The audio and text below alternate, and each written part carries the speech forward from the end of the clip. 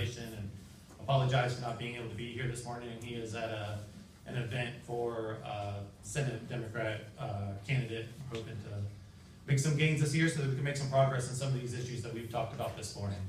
Senator Marsden had a very good legislative session. He introduced 22 bills.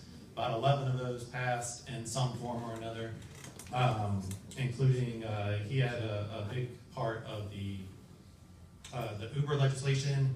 He had a little piece of the ethics legislation and the daycare legislation that Senator Favola mentioned earlier.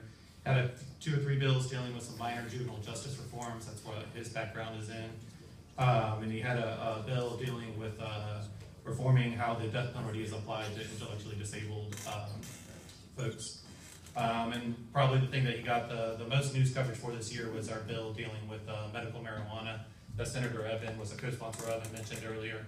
It was a really interesting bill to be part of. It started as this big omnibus, huge reform, and then turned into this small reform that is really going to have a big impact on some families' lives, and we were really proud to be part of that.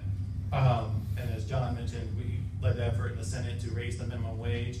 We also led the effort to try to close the gun show loophole, which John and Saul has been just tremendously helpful with, and we really appreciate that. Lastly, Senator Marsden wanted me to tell you about a new effort that he's undertaking dealing with prison reform. Excuse me, that Carla Peterson and Cure is helping us out with. So at any given time in Virginia, there are 5,000 inmates who are waiting to go to a state penitentiary, and so they are in a local jail, and some of them will be there for a week, some will be there for a year, some will be there for a year and a half. It just really depends on the crime and the sentence and when there's space for them in the state penitentiary.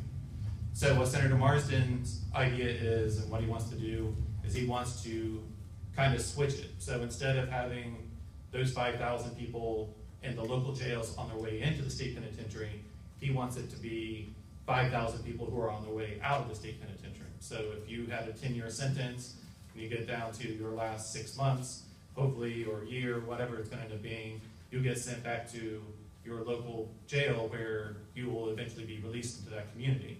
That way you can hopefully do some job searches, get some counseling services that will be able to continue once you're out, because you'll have that same person in that same neighborhood, be able to reunite with your family.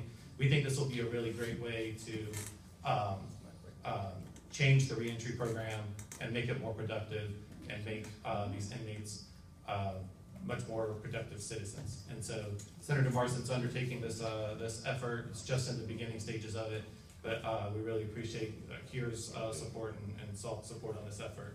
And you'll be hearing a lot more about this in the future. So thank you for having me. It was really an honor to be included amongst so many great legislators here this morning, and really do appreciate it. Thank you. It's always good working with Senator Marsden, and Delegate Limon.